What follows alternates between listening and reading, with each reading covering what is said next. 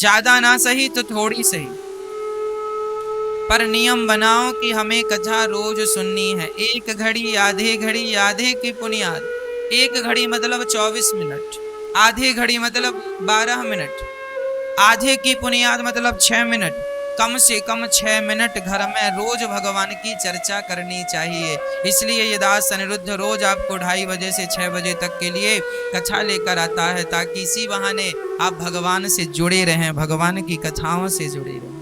कथाओं को नित्य श्रवण करते करते क्या होगा, आप रोज कथाएं सुने। अब आप कहेंगे महाराज जी वही कथा हम रोज रोज क्यों सुने, वही कथा ना। रोटी भी हम वही खाते हैं, गोल रोटी कल भी खाई, गोल रोटी आज भी, आटे की रोटी कल भी खाई, आटे की आज भी खाई। तो फिर रोटी भी कल वही थी ना, आज भी वही है। सब्जी भी वही थी, आज भी वही है।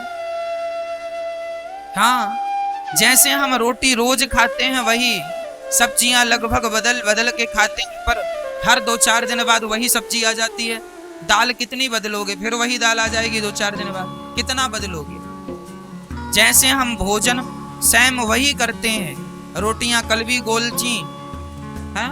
ऐसा तो नहीं कि आज माँ ने लंबी लंबी रोटियां बना दी, कल गोल खाए थे, आज थोड़ा चेंज कर लेते हैं लंबी रोटी, है ना। कल भी गोल रोटियां थी, आज भी गोल रोटियां। रोटियों का साइज भी कल लगभग वही था, आज भी लगभग वही साइज की रोटियां थी। कहने का तात्पर्य यह है कि रोटियों में कोई परिवर्तन नहीं है, भोजन में कोई परिवर्तन नहीं है, लेकिन हर दिन नया स्वाद आता है भोजन में। उसी तरह कथा वही है, लेकिन जब जब सुनेंगे तो नया स्वाद आपको निश्चित आएगा। कथा का नित्य स्वाद नया होता है। जितनी बार सुनेंगे उतनी बार कथा नई होती है, पुरानी नहीं होती। गाने पुराने हो जाते हैं, पुराना गाना। अब कोई पुराना गाना गीत गुनगुनाए, पुराना हो गया साहब, ये तो पुराना है। कोई नया गीत पुराने हो जाते हैं, गाने ओल्ड हो जाते हैं, अखबार भी पुराना हो जाता है, लेकिन भगवान की कथा और भगवान की कीर्तन कभी पुरानी नहीं होती है, सदा नए रहते हैं। कथा हमेशा नहीं होती है।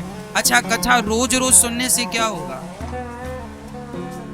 कथा समझ में आवे ना आवे, पर कथा रोज सुननी चाहिए। एक चेला गुरुजी के पास गया, गुरुजी हमें तो कथा समझ में आती नहीं है, आप क्या कहते हैं, हमें कुछ समझ बिल्कुल नहीं आता। गुरुजी ने कहा कोई बात नहीं बेटा, समझ में ना आए तो बैठा रहा कर। अच्छा गुरुजी, तो कुछ समझ में नहीं आए, बैठने से काम बनेगा? हाँ, अच्छा एक काम कर। तो गुरुजी ने एक टोकनी पकड़ा दी, बांस की टोकनी। वो कोयला की टोकनी थी, उससे कोयला निकाला जाता था भट्टी में डालने के लिए। तो चूंकि कोयला निकालने से वह टोकनी पूरी काली पड़ चुकी थी। गुरुजी ने कहा जा इस टोकनी में गंगा जल भर के ला। अब चेला टोकनी में गंगा जल भरने चला। अब गंगा जी में डुबाए और निकाले तो टोकनी थी वो तो पानी पूरा गिर जाए, एक बूंद टोकनी में पानी नहीं आता। अब बार बार वो गंगा में डुबाए, फिर उठाए तो फिर खाली, फिर डुबाए फिर खाली, फिर अब बड़ा परेशान हुआ। 100 बार उसने प्रयास किया पानी भरने का टोकनी में, पर टोकनी में पानी संभव नहीं था भरना। 100 बार उसने डुबाया और अंत में लेकर आया गुरुजी के पास, खाली टोकनी ले आया। गुरुजी क्षमा करिएगा, टोकनी में तो पानी आया ही नहीं, भरा ही नहीं। गुरुजी ने कहा बेटा कोई बात नहीं, पानी भले नहीं भरा, पर बार बार गंगा जी में टोकनी डुबाने से इसकी जो कालीमा थी वो चली गई, छूट गई। उसी तरह तेरे अंदर भी भले सत्संग का जल बिल्कुल ना भरे, पर बार बार सत्संग करने से तेरे जीवन में पाप की कालीमा सदा सदा के लिए समाप्त हो जाएगी। जैसे टोकनी की कालीमा धुल गई, ऐसे जीव के पाप भी धुल जाते हैं कथा से। कथा मात्रैक जीवनम तव कथामृतम तत्व जीवनम। कथा ना हो तो भक्त तो मर ही जाए। बिना कथा के, कथा अमृत है। जैसे भोजन हमें जिंदगी देता है, पानी हमें जिंदगी देता है, उसी प्रकार भक्तों का भोजन पानी तो केवल भगवान की कथा है। वो भोजन पानी के बिना शायद रह जाएं, पर कथा के बिना नहीं रहे। ये कथा उनका भोजन है, कथा उनका पानी है, ये कथा अमृत है। ये कथा ना मिले तो व्याकुलता आ जाती है। जब यह नशा चढ़ जाएगा कथा श्रवण करने का, तब समझ लेना कि भगवान के मिलने में अब देर नहीं है। अब हम ईश्वर के करीब है, करीब है। इसलिए कथा भगवान श्री कृष्ण का आश्रय। जब ब्रजवासियों पर संकट आया, मूसलाधार इंद्र ने पानी बरसाया। इंद्र ने इतना पानी बरसाया कि पूरा ब्रजमंडल डूब जाएगा, परंतु पानी का पता ही नहीं चला कहां चला गया। पानी बरस रहा था पर बूंदें नहीं थी। बारात जा रही थी पर दुल्हा नहीं था। पंचायत बैठी थी पर न्याय नहीं था। यह 3 प्रश्न कभी भी कोई आपसे कर सकता है, तो करे तो इसका उत्तर क्या होगा हम आपको बता दें। जब हम छोटे से थे ना, तब हमसे लोग बड़े टेढ़े सवाल पूछा करते थे। एक सज्जन ने हमसे कह दिया, महाराज बताओ, बारात जा रही थी पर दुल्हा नहीं था, ये कहाँ का वाक्य है? बारात थी पर दुल्हा नहीं था, कहाँ का वाक्य है? बताओ। कोई आपसे सवाल करे तो क्या जवाब होगा? यह भगवान श्री राम का वाक्य है। राम जी की बारात जा रही थी पर बारात में दुल्हा तो थे नहीं, क्योंकि दुल्हा तो ऑलरेडी पहले से ससुराल में थे। तो बारात जा रही थी पर दुल्हा नहीं। यह राम जी का प्रसंग है। कोई प्रश्न करे तो जवाब दे देना। दूसरा, पंचायत बैठी थी पर न्याय नहीं था। ये कहां का वाक्य, कहां का प्रसंग है? द्रौपदी की लाज लुट रही थी। पंचायत बैठी थी, 5 पंच बैठे थे, 5 पांडव, धृतराष्ट्र जैसे राजा, पितामह जैसे दिग्गज, गुरु द्रोणाचार्य जैसे, कृपाचार्य जैसे महा दिग्गज योद्धा बैठे थे, जो सबसे ऊंचा न्याय करते थे, बढ़िया न्याय करते थे। आज उनके सामने पंचायत लगी थी पर न्याय नहीं था। यह द्रौपदी का प्रसंग है कि पंच थे, पंचायत थी पर न्याय। द्रौपदी को क्या सबने न्याय दिया? न्याय किसने दिया? बोलो। द्रौपदी को न्याय किसने दिलाया? भगवान श्री कृष्ण ने साड़ी बढ़ाकर न्याय दिलाया। सच्ची कहता हूं, तुम्हारा कितना भी बड़ा पावर हो, लेकिन अंत में यह पावर काम नहीं आता। भगवान ही सच्चा न्याय करते हैं, ईश्वर ही सच्चा न्याय दिलाते हैं, इसलिए वही सबसे बड़े न्यायाधीश हैं। इसलिए उनकी शरण में अभी से रहो तो बुराई नहीं। जब न्याय देने का वक्त आएगा, जब हमारा भी तो हिसाब किताब होगा, हमारा भी तो न्याय हमारे श्याम सुंदर ही करेंगे। इसलिए अभी से शरण में चले जाओ तो न्याय तुम्हारे पक्ष में ही होगा। तीसरा, पानी बरस रहा था पर बूंदें नहीं थी। ये कहां का वाक्य है? जब भगवान ने गोवर्धन उठाया तो पानी बरस रहा था, बूंदों का पता नहीं कहां चली गई। कहते हैं अगस्त जी पानी पीने लगे। एक बार भगवान श्री राम जब सीता माँ को लेके रावण के यहाँ से आए, राम जी राजा बने, सिया जी रानी बनी, तो एक दिन सीता माँ ने कहा चलो हम ब्राह्मणों का भोजन करते हैं। अच्छा, घर में जब सब राजी मर्जी हो ना, तो अपने घर में यूं ही राजी मर्जी से सत्यनारायण भगवान की कथा रखवा लिया करो। 2, 4, 10 ब्राह्मणों को बुला लिया करो, कुछ कन्याओं को बुला लिया करो।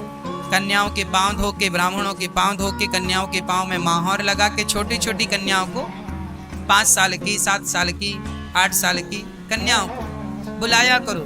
कुछ ब्राह्मणों को बुलाया करो, पांव धोकर चरण अमृत लेकर के, और बढ़िया भोजन पवा दिया करो, राजी मर्जी में, कोई बात नहीं। हाँ? आनंद के साथ ये उत्सव घर में होती रहती है ना। ब्राह्मणों के चरण घर में पड़ते रहते हैं, साधु संतों के चरण घर में पड़ते रहते हैं, हमारे घर से अन्नदान निकलता रहता है, तो ये पुण्य होता रहता है, ये हमारे काम आएगा। जहां जीवन में कोई पुण्य नहीं होता, ना सत्यनारायण भगवान की तुम कथा सुनते हो, ना तो किसी ब्राह्मण को भोजन कराते हो, ना कन्या भोज कराते हो, ना अतिथि जनों को, ना तो जरूरतमंदों को भोजन कराते हो, फिर तुम्हारे घर में संकट आ जाता है, विपत्ति आ जाती है कि तुम्हारा धन कैसे, ऐसे तो अच्छे काम में निकला नहीं, अब ऐसे ही निकालो। घर में कोई बीमार पड़ गया, डॉक्टर ने लाख रुपया ले लिया, फिजूल के लाख रुपए चले गए। अटैक आ गया, बाईपास करना पड़ा, 2.5 लाख चले गए। हाँ, फिजूल में। इसलिए तुम्हारे जीवन में देखो पैसा तो जाएगा, या अच्छे काम में चला जाए, नहीं तो बुरे काम में, कोर्ट कचहरी में चला जाएगा तुम्हारा पैसा।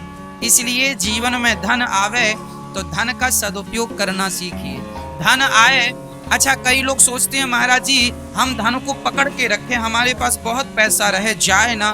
ना, लक्ष्मी को तुम पकड़ने की चेष्टा ना करना। लक्ष्मी चंचल है। लक्ष्मी कैसी है? लक्ष्मी माता कभी रुकती नहीं।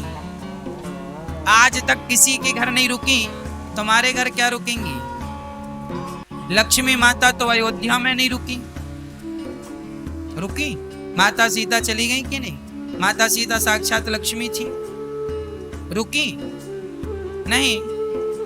फिर यदि लक्ष्मी माता अयोध्या में नहीं रुकी तो तुम्हारे और हमारे घर में रुकेंगी? लक्ष्मी चंचल है, लक्ष्मी आएंगी। यदि तुमने उनका सदुपयोग किया तो वह आती रहेंगी, वह तुम्हें अपना बेटा मान लेंगी और तुम्हारे घर वो आती रहेंगी। और यदि तुमने पकड़ लिया और कस के बंद कर दिया तिजोरी में, लक्ष्मी जी बोलेंगी हमें कैद कर दिया, जेल में बंद कर दी, हवा तक नहीं मिल रही है माता लक्ष्मी को। फिर क्या हुआ? लक्ष्मी माँ बोली इसके घर नहीं आएंगे, ये तो अपने जीवन में कोई सत्कर्म करता नहीं है, हम आती हैं तो हमें बंद कर लेता। इसलिए लक्ष्मी आए, उसका दशांश 100 रुपए का 10 रुपए पुण्य में लगाते रहो। जीवन में धन आए, इसलिए दास आपसे कहता है अन्न क्षेत्र आपकी तरफ से बच्चों के नाम का, आपके नाम का, यहाँ अन्न क्षेत्र चलता है। गौरी गोपाल अन्न क्षेत्र हजारों संत रोज खाते हैं। आपका अन्न दान होगा तो निश्चित माता लक्ष्मी आपके घर आएंगी। अच्छा यह सत्य है कि जो दान पुण्य करते हैं उनके घर में माता लक्ष्मी की कृपा बनी रहती है, वह जीवन में कभी दुखी नहीं होते। दान करने से धन बढ़ता है। अच्छा एक बात बताओ, जो कुआं होता है ना वह सबको पानी पिलाता रहता है, नदी सबको पानी देती रहती है, इसलिए उसका पानी कैसा है? नदी और कुएं का पानी मीठा है। जबकि समुद्र एक रत्ती एक बूंद पानी किसी को नहीं देती, इसलिए उनका पानी खारा है। समुद्र ने लेना सीखा है, सारी नदियां जा जा के समुद्र को जल देती हैं, लेकिन समुद्र किसी को नहीं देता। जो लेता है देता नहीं है वह खारा हो जाता है, और जो देना जानता है वह मीठा होता है। यदि आप अपने घर में सुख शांति समृद्धि चाहते हैं तो धन आवे, तो धन आ रहा है तो आप उसे सही स्थान पर लगाते जाएं। कहाँ कहाँ लगाएं, धन कहाँ लगाना चाहिए, मैं आपको तरीका बताता हूँ, पैसे कहाँ खर्च करने चाहिए। यदि आप इस तरीके से चलेंगे तो जीवन में सफल रहेंगे। पैसा आए तो पैसे के 4 हिस्से बनाओ। 100 रुपए तो 25-25 रुपए के 4 हिस्से, 25 चौके 100 ही होता, 4 हिस्से बनाओ। आप 25 रुपए, 100 में से 25 रुपए आप तो सेविंग कर लीजिए, बचा के रख दीजिए। कब के लिए? आने वाले भविष्य के लिए, कल के लिए। 100 रुपए में से 25 रुपए बैंक में जमा कर दीजिए आने वाले भविष्य के लिए। कल मुसीबत आएगी तो पैसा काम आएगा। पहला हिस्सा गया। धन का दूसरा हिस्सा आप अपने बिजनेस में, व्यापार में खर्च कीजिए। जो आप दुकान है, फैक्ट्री है, उसमें लगाइए। लेबर है, वर्क जो आपने कार्यकर्ता रखे उन्हें देने में लगेगा। अपना कारोबार भी बढ़ाइए। दुकान पुरानी हो गई है तो दुकान जरा नई करिए, उसको काम कराइए। माल खत्म हो गया है, माल पुराना हो गया है, नया अपडेट कीजिए, सामान लाइए, ग्राहकों को भी अपनी तरफ खींचिए। उसके लिए आपको अपनी दुकान सुसज्जित करके रखनी चाहिए, अच्छी अच्छी वैरायटियां लानी चाहिए। फैक्ट्री है तो उसे अपडेट करना चाहिए, दुकान है उसे अपडेट करना, मतलब जो आप करते हैं उस कारोबार में पैसा लगाओ। किसान हो तो खेतीबाड़ी में पैसा लगाओ, साफ सफाई में, ट्रैक्टर चलेगा, जुताई होगी, तो ये सब पैसा ही है। खाद डालो, इसमें ये सब पैसा लग रहा है ना। तो ये 25 रुपए तो आपने सेविंग कर दिए आपके भविष्य के लिए। 25 रुपए आपने जिससे कमाया उसी में लगा दिया, है ना। अब जो 25 रुपए हैं वह अपने परिवार की जरूरतों में खर्च कीजिए। घर का बिजली बिल है, घर का राशन है, घर के कपड़े लत्ते हैं, बच्चों की पढ़ाई है, बच्चों की फीस है। यहाँ बच्चों में, पत्नी में, परिवार में, दवाई में, डॉक्टर में, ये छोटा मोटा पैसा यहाँ जाएगा, यहाँ लगेगा। घर में हर महीने सबका बिल आ जाता है, हर महीने पानी का बिल, बिजली का बिल, ना जाने क्या क्या बिल, वो खर्चे आपके निकल जाएंगे। 25 रुपए वहां आप बचा के रखिए, उसके लिए उस काम में लगाइए। अब बचा 25 रुपए आपका, सब काम करने के बाद अभी कितना बच रहा है? अभी 25 रुपए बच रहा है। ये 25 रुपए के आप 2 भाग कर लीजिए, 12.5 रुपए के। हम नहीं कहते कि 25 रुपए दान कर दो, 12.5 रुपए दान करो 100 में से। 12.5 रुपए का क्या करो? आप अपने घर में कीर्तन भजन करवाओ, आप अपने घर में भागवत जी करवाओ, आप भागवत जी की पोथी पाठ करवाओ, आप अपने द्वारा अन्न क्षेत्र बंटवाओ, आप किसी वृद्ध माँ को गोद लो, आप गौदान करो। ये थोड़ा थोड़ा जो पैसा आप बचाएंगे हर महीने का, वह आपके पुण्य में सहायक होगा। क्योंकि जीवन में तो पैसा काम देता है, पर यहाँ से जाने के बाद पैसा नहीं, पैसों से जो पुण्य कमाया हो वह पुण्य काम देगा। इसलिए पैसे से पत्नी के लिए कपड़े बस नहीं, बच्चों की फीस बस नहीं, आपको पैसे से पुण्य भी कमाना है आपके यहाँ से जाने के बाद के लिए। तो ये 12.5 रुपए आपको बचा के रखना है। अब 12.5 और बचा है, उस 12.5 रुपए का क्या करना है? 12.5 रुपए आप इसलिए बचा के रखो कि आपके जानने वाले, आपका मित्र है, आपके रिश्तेदार हैं। यदि आप पैसे वाले हैं ना, तो आपसे सब लोग उम्मीद लगाते हैं कि भाई कहीं पैसा ना मिले तो इनके घर मुसीबत में 2 पैसे मिल जाएंगे। तो जब आपका कोई निकट संबंधी हो, दोस्त हो, मित्र हो, पड़ोसी हो, रिश्तेदार खास हो, और उसके घर में अचानक तबीयत किसी की खराब हो जाए, उसकी आर्थिक स्थिति कमजोर है, उसकी बेटी का विवाह है, आर्थिक स्थिति कमजोर है, तो जरा तुम उसकी अर्थ से, पैसों से मदद कर देना। तो जो 12.5 रुपए तुमने बचा के रखा है हर महीने का, वह इकट्ठा कर करके वो तुम्हें मदद के लिए रखना है। वो पैसे देके तुम्हें वापस लेना भी है। अब लोग ना दें वो अलग विषय है, लोगों की अपनी मानसिकता होती है, तो ले लेते हैं, देते नहीं है। इसलिए आजकल का आदमी देने से डरता है। और बात भी सही है, जिस जिसको आप पैसा देते हैं वो ले लेते हैं, रो रो के मांगो तो रुलाते हैं, खा के भागे जा रहे हैं। कहा था 1 महीने बाद दे दूंगा, 4 महीने बाद मांगने गए तो बोलता खा के भाग जाऊंगा क्या। एक तो देने वालों की नीयत ठीक नहीं होती, इसलिए आजकल जरा पैसे देने में डर लगता है। तो आप लोग, मैं ये नहीं कहता सबको दो, पर जहां जरूरतमंद है वहां आपको देना चाहिए। यदि कोई गरीब आदमी है, बेटी का विवाह कर रहा है और आपसे हेल्प मांग रहा है और आपसे 10-5 हजार रुपए बन पड़े तो दे दो, और यदि वो वापस ना भी करे तो भूल जाओ, कोई बात नहीं। ये दान हो गया एक प्रकार का। वो 12.5 रुपए जो तुमने बचाए थे उससे ये काम करना। तो इससे क्या होगा? देखो, समाज में रहना है ना, सबकी जरूरत पड़ती है।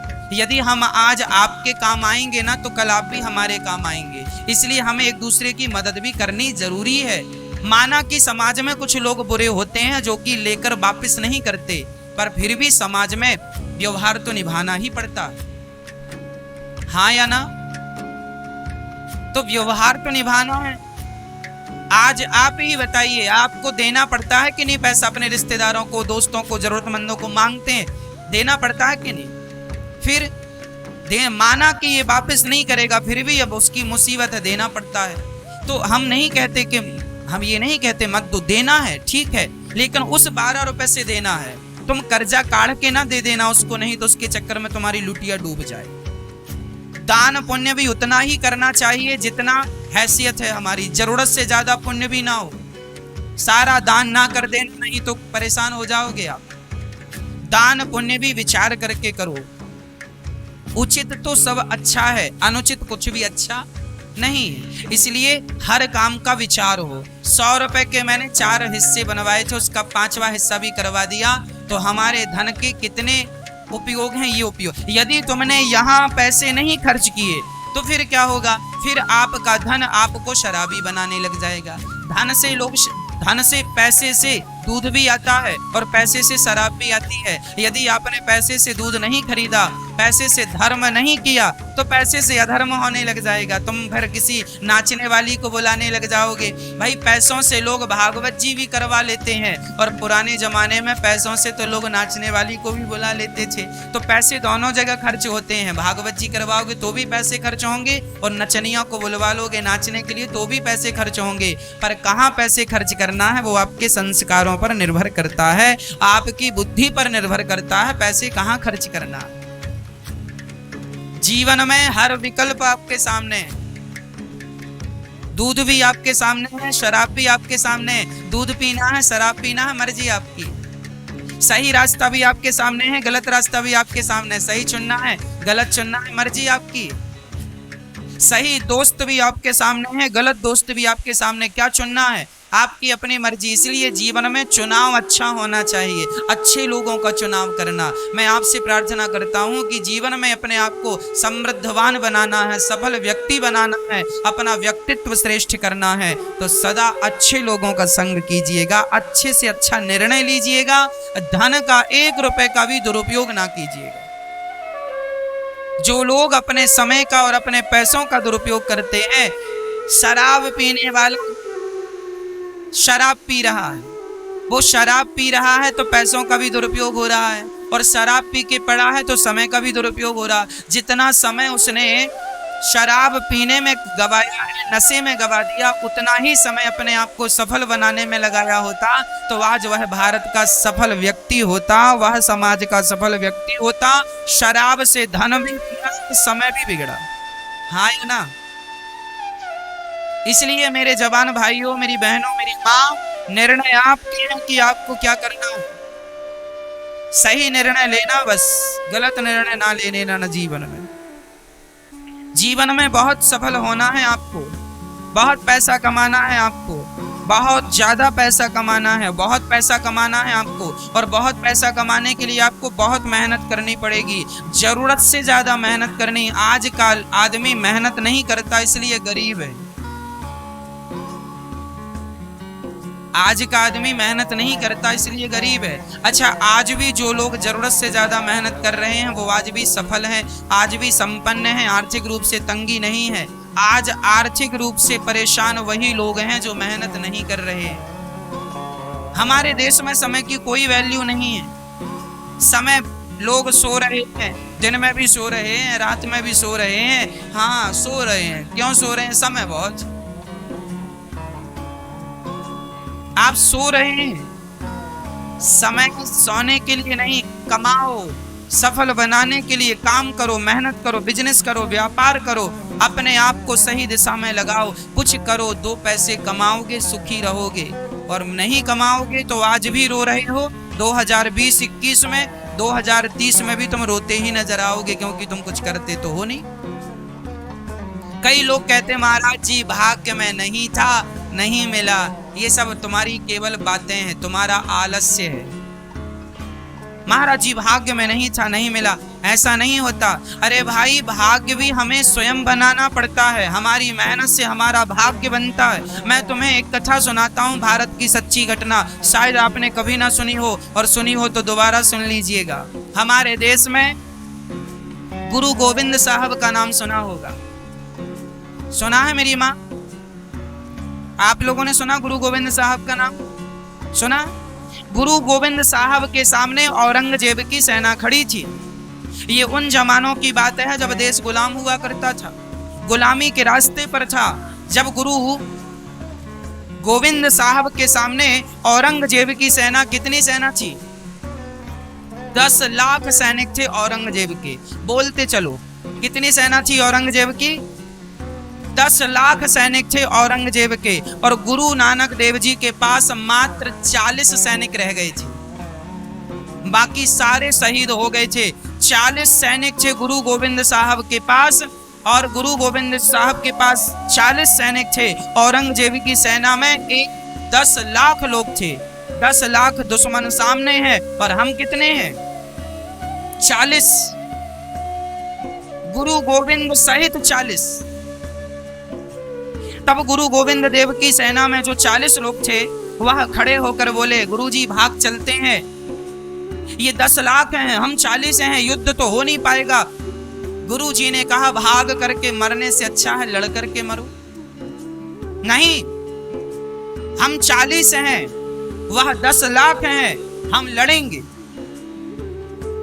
हम कोशिश करेंगे, हम अपने भाग्य में हार नहीं। हम ये नहीं भगवान कि हम भाग्य में तो जीत थी ही नहीं, अरे ना, भाग्य में जीत है, लड़ोगे तो जीत मिलेगी। अब गुरु गोविंद देव जी भीड़ पड़े, एक किला के दरवाजे बंद करके किला के ऊपर खड़े हो गए, और जो गोलियों की बारिश हुई, साहब इतिहास के पन्ने गूगल करके देख लेना, मैं बात जो कह रहा हूं सत्य है या नहीं। ये भारत में सच्ची घटना घटी है, वह घटना मैं आपको सुना रहा हूं। ये भारत के बच्चों को पढ़ाया नहीं गया, जबकि ये पाठ होना चाहिए था। 6वीं की, 7वीं की, 8वीं की, 9वीं की हिंदी क्लास में होना चाहिए था, ताकि बच्चे एनर्जी से, पॉजिटिव एनर्जी से भर जाएं। ये पढ़ाया जाता गुरु गोविंद देव जी के बारे में। 10 लाख सैनिकों से 40 सैनिक लड़ पड़े, और आप आश्चर्य मानेंगे, 10 लाख लोगों को पछाड़ दिया 40 भारतीयों ने। 40 लोगों ने मारना शुरू किया, 40 से 4 रह गए थे। अंत में लड़ते लड़ते 40 से 4 रह गए थे, बाकी शहीद हो गए। लेकिन 40 लोगों ने मिलकर 10 लाख औरंगजेब की सेना को पछाड़ दिया, उनको भागने पर मजबूर कर दिया था। औरंगजेब की सेना वहां से भाग खड़ी हुई थी, 40 लोगों के सामने टिक नहीं पाई। यदि तुम अपना भाग्य स्वयं बनाओगे तो गुरु गोविंद देव जी से सीख लो कि भाग्य कैसे बनाया जाता है। भागने से काम नहीं होगा, करने वाला सदा विजयी होता है। इतिहास के पन्नों का ये साक्ष्य आपके सामने है। 40 लोगों ने 10 लाख, तब औरंगजेब ने पत्र लिखा गुरु गोविंद देव जी के लिए कि बताओ, हम 10 लाख थे और तुम 40 थे, तो कैसे जीत गए। तब गुरु गोविंद देव जी ने लिखा, औरंगजेब की पत्र के उत्तर में लिखा कि तुम 10 लाख थे, हम 40 थे, हम भारतीय, हम एक थे, तुम 1.25 लाख, हम एक, तुम 1.25 लाख पर भारी था, हम एक, तुम 1.25 लाख पर भारी था। ये भारत है, यहाँ हमने हारना नहीं सीखा। हमारे बड़े ऋषि मुनियों ने, हमारे गुरुजनों ने, हमारे प्रबुद्धों ने हमें हारना नहीं सिखाया, हमें अंतिम सांस तक हमें कर्मठ बनाया। गीता में भगवान क्या कहते हैं, ऐसे ही अर्जुन भाग रहे हैं, मैं युद्ध नहीं करूंगा, सामने बड़ी सेना है, सामने गुरुजी हैं, सामने पितामह भीष्म है। अब भगवान ने हाथ पकड़ लिया, पागल हो गया, यदि लड़ना ही नहीं था तो रणभूमि में आया क्यों, और अब आ गया है तो भागेगा। भगोड़ा कहेगा जमाना तुझे, जब तक दुनिया में लोग रहेंगे भगोड़े के नाम से पुकारेंगे। चल कर्मण्येवाधिकारस्ते मा फलेषु कदाचन, चल कर्म कर। अर्जुन बोले, ना मेरी तो भाग्य में हार है, ना उस हार को जीत में तब्दील करना है। आपका भाग्य आप ही बनाते हैं, मेहनत करेंगे तो आपका भाग्य अच्छा बनेगा, मेहनत नहीं भाग जाएंगे तो आपका भाग्य खराब हो जाएगा। इसलिए जीवन में बिजनेस करो, व्यापार करो, कितना भी कठिन समय सामने आ जाए, लेकिन आपको अपने व्यापार को, अपने बिजनेस को सफल बनाना है। जैसे गुरु गोविंद देव जी ने अपने युद्ध को सफल बनाया, जीत दर्ज कराई इतिहास के पन्नों में, उसी प्रकार आपको बिजनेस व्यापार ऐसा करना है कि सामने कितनी भी चुनौतियां हो, आपको सबसे लड़ करके आपको आगे अपने आप को सफल बना के खड़ा करना है। आपको भी एक आप 1.25 लाख पर भारी पड़ जाओ, एक आपको 1.25 लाख पे क्या पढ़ना है, भारी पढ़ना, तब कहीं जाकर जय जयकार होगी, और बिना कुछ किए जय जयकार नहीं होती। कोशिश करने वालों की कभी हार नहीं होती। गुरु गोविंद देव जी को अपना गुरु मान लो और मान करके उनके रास्ते पर चल पड़ो। वो 10 लाख थे, हम 40 थे, अरे हम कम नहीं है, हम एक। स्वामी विवेकानंद एक थे, सारी अमेरिका पर भारी पड़ गए थे। आध्यात्म दृष्टि की बात कर रहा हूं। एक विवेकानंद सब पर भारी पड़ गए, एक झांसी की रानी सारे अंग्रेजों पर भारी पड़ गई। वो एक थे और तुम इतने लोग हो। इसलिए कहा करता हूं, अपने आप को कम ना समझिएगा। आज प्रॉब्लम यह है कि आप अपने आप को जानते ही नहीं कि आप कौन है। आपको बस ये लगता है मैं नहीं कर पाऊंगा, मेरे से नहीं हो पाएगा, मैं नहीं कर पाऊंगा, मैं पैसे वाला नहीं बन सकता, मैं कमाई नहीं कर सकता, मैं फैक्ट्री नहीं कर सकता। क्यों नहीं कर सकते? जो लोग कहें कि तुम नहीं कर सकते वही तुम्हें करके दिखाना है। चुनौती स्वीकार करो और डट के आगे बढ़ पड़ो। वही करना है जो कहे लोग कि तुम नहीं कर पाओगे। चांद तक पहुंच गई कल्पना चावला, तुम यहाँ अपने आप को सफल नहीं बना पा रहे हो।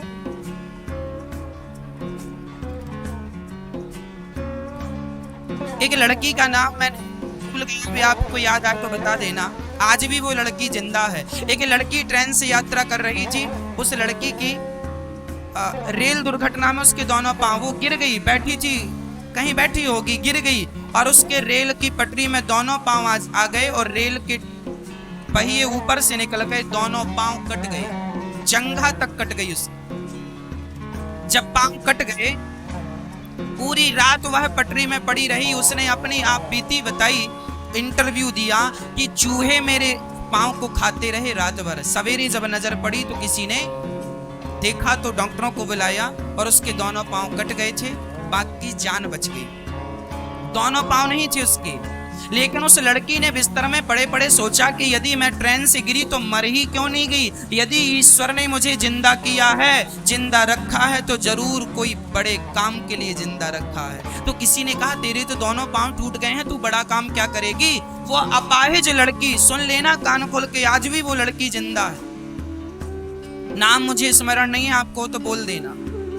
वह लड़की जो दोनों पांव टूट गए, पांव नहीं थे, वह लड़की एवरेस्ट की चोटी चढ़ गई थी।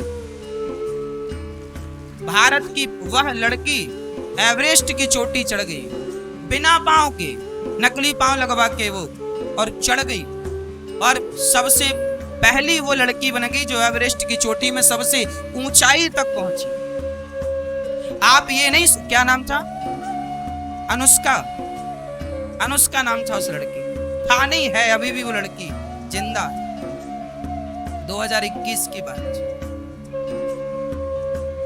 क्या नाम था? आप लोग जान रहे हैं नाम, तो केवल उसके हौसले की बात कर रहा हूं। अपाहिज वो लोग नहीं है मेरी मां जिनके पांव नहीं है।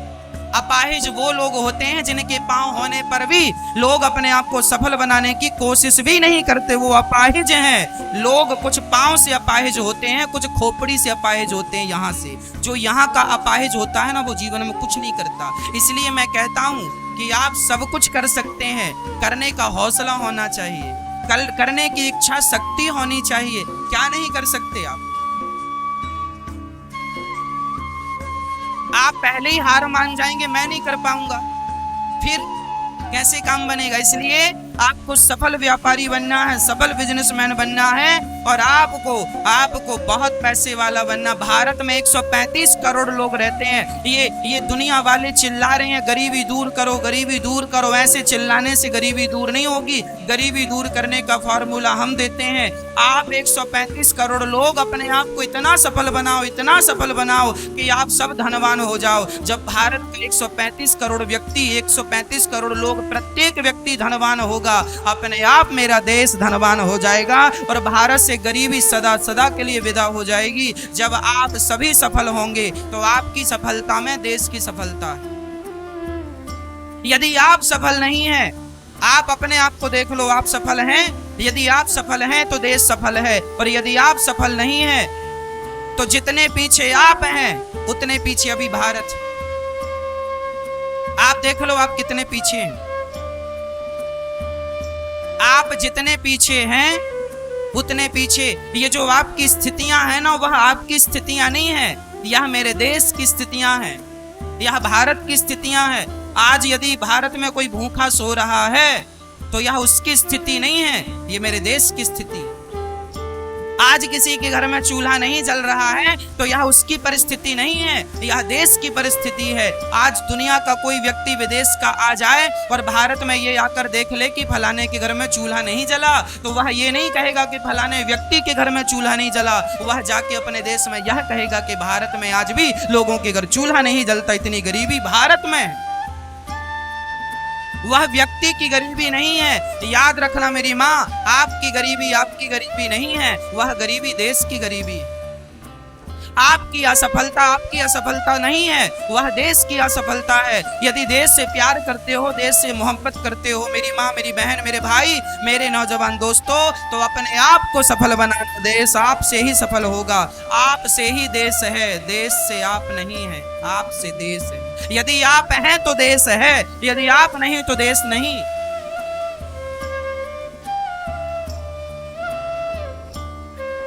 इसलिए आपको सफल होना है, आपको मजबूत होना है। हर प्रकार से, बुद्धि से भी मजबूती चाहिए, संस्कारों की भी मजबूती चाहिए, भक्ति की भी मजबूती चाहिए और अर्थ की भी मजबूती चाहिए। धन बहुत होना चाहिए आप लोगों के पास।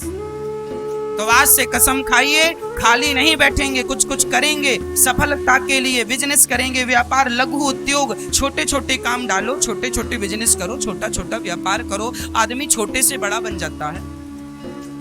घर में खाली बैठने से तो अच्छा है कुछ करो। अरे हम जब छोटे थे तब ये माइंड सेट करके रखे थे कि 2 रुपए वही सही पर हमें रोज कमाने, कम से कम 2 रुपए ही कमाओ पर रोज कमाओ। वह 2 रुपए कल 4 रुपए बनेगा, फिर 10 रुपए बनेगा, फिर 100 रुपए बनेगा, फिर 1000 रुपए बनेगा। धीरे धीरे व्यक्ति तरक्की करता है। इसलिए आप हिम्मत ना हारिए, आप सब कर सकते हैं। गुरु गोविंद साहब की 40 लोगों की सेना 10 लाख लोगों को पराजित कर सकती है। तो आप भी 1 लाख, आप एक और सामने 1.25 लाख लोगों पे आपको भारी होना है, भारी पड़ना है। ये सिद्धांत लेके चलना है, जीवन में सफल हो जाओगे।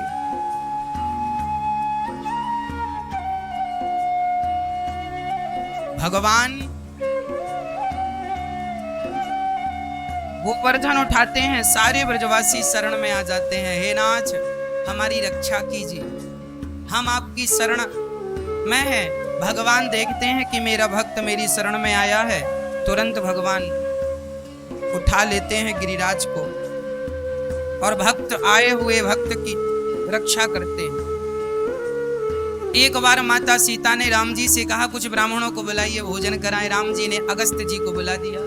अब अगस्त्य जी खाने बैठे तो माता सीता बनाने लगी छोटी छोटी पूड़ियां। बनाती गई। अगस्त्य जी खाते गए 1 कुंटल की पूड़ियां खा गए। सीता माँ ने 1 कुंटल आटा और लगवाया, उसकी पूड़ियां सेकी, वो भी खा गए। सीता जी बोली राम जी से, स्वामी जी 1 पंडित जी खा रहे हैं, अभी तो 2-4 और बचे, ये कितना खाएंगे? राम जी ने कहा 3 बार में सारा समुद्र पी गए थे, अब सोचो जिनका पानी इतना पीते हो, खाते कितने, बनाती चलो। सीता माँ घबराई, भगवान हम तो नहीं खिला सकते। माता सीता कुंटलों की पूरी खवाई, अगस्त्य जी डकार ही ना ले। 1 पूरी रख के आए और जब वापस आए तो खत्म। 10-10 पूरी रख के आए, वापस आए खत्म। अब सीता जी घबराई। अच्छा, सीता जी को यह भी शौक लगा था कि मैं अपने हाथ से बना के खवाऊं। अब तो मदद भी ले रही, पूरी गुदाने पर अगस्त्य जी का पेट भरा नहीं। बहुत खिलाया अगस्त्य। जब माता सीता बिल्कुल थक गई और पसीने से डूब गई, राम जी की शरण में आई, महाराज ये पंडित जी का पेट आप ही भरो। तब राम जी ने एक तुलसी उठाई और कहा ये लो, पंडित जी की थाली में तुलसी डाल दे। तो अब की बार जो पूरी लेकर गई तो माता सीता ने तुलसी डाल दी और तुलसी जब खाए, और तुलसी वाली पूरी जब खाए, तुलसी युक्त प्रसाद जब खाया तो अगस्त्य जी को डकार आ गई, डकार दिया। अच्छा अब पेट भर गया। हाँ सीता बस करो, बस करो बेटी, बस करो, हमारा पेट। अब तो सीता माँ के कुछ जान में जान आई, चलो अब तो रुके महाराज। अब राम जी बोले कि गुरुजी आपने खाया इतना है तो आपके हिसाब का पानी तो हमारी अयोध्या में नहीं है, तो त्रेता युग में आपको हमने भोजन कर, द्वापर युग में पानी पिलाएंगे आपको उधार। पानी भी थोड़ा बहुत नहीं पीते थे, समुद्र पी जाते थे अगस्त्य जी 3 घूंट में। अगली बार जब राम जी कृष्ण बनकर आए और गोवर्धन उठाए और इंद्र ने जो मूसलाधार पानी बरसाया, उस पानी को अगस्त्य जी पीते रहे, सारा पानी पीते रहे। इसलिए ब्रजमंडल का बाल भी बांका नहीं हुआ, पानी की बूंद का पता नहीं कहां चली गई। खूब पानी, खूब पानी, खूब पानी। अगस्त जी पानी पीते रहे और भगवान पानी उन्हें पिलवाते रहे इंद्र के द्वारा। तो पानी बरस रहा था पर बूंदें नहीं थी। अर्थ यही निकला कि अगस्त जी पानी पी रहे थे। अच्छा, अब भगवान गोवर्धन की स्थापना ज्यों की त्यों करते, इंद्र को क्षमा करते हैं। अच्छा, गोवर्धन भगवान ने गायों का वर्धन किया है। हम सभी भारतवासियों को गाय की सेवा करनी चाहिए। आज लोग गाय की सेवा नहीं करते। गाय की सेवा में गाय के चरणों में चारों धाम होते हैं। गाय हम सबकी माता है, गावो विश्वस्य मातरः। जब गाय की महिमा लोग नहीं समझ रहे थे तब ही भगवान इस धरती पर आए और भगवान ने धरती में आके स्वयं भगवान कृष्ण ने गाय की सेवा की, इसलिए ताकि मैं संसार को बता सकूं कि देखो गाय तो मेरी भी माता है, तो तुम इस गाय का सम्मान जरूर करना।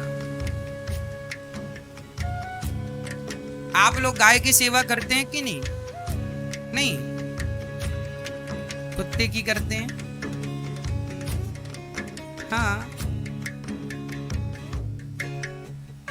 गौ माता कहती है घर में पालें भैंसे और घोड़ा, पीकर दूध मुझे क्यों छोड़ा। गौपाल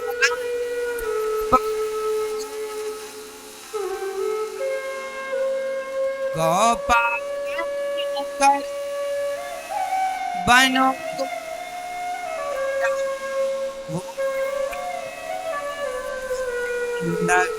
मोहे गौ माता घर में पालें भैंसे और घोड़ा, पीकर दूध मुझे क्यों छोड़ा। आज लोग भैंस घोड़ा पालते पर गाय नहीं पालते। गाय की सेवा मैं आपको बता दूं, गाय की सेवा करने से जिन पर गौ माता का आशीर्वाद है वह दिन दूनी रात चौगुनी तरक्की करते हैं। गौ माता की कृपा बड़ी अच्छी होती है।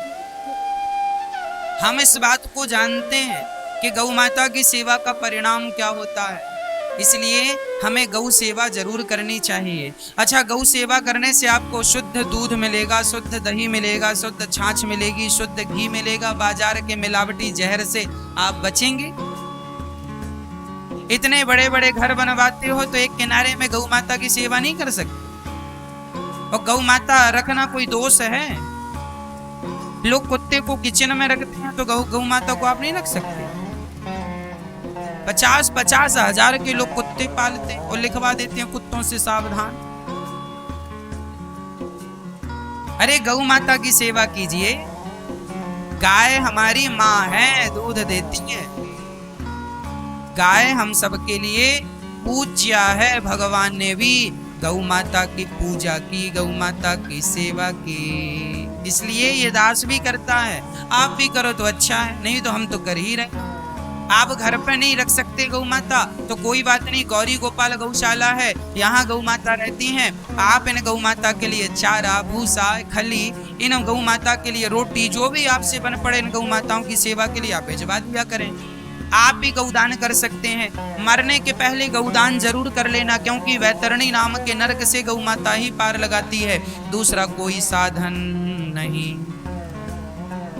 गौ माता है, गौ माता हम सबकी मां है, इसलिए गौ माता की सदा जय जयकार होनी चाहिए। बोलिए गौ माता की।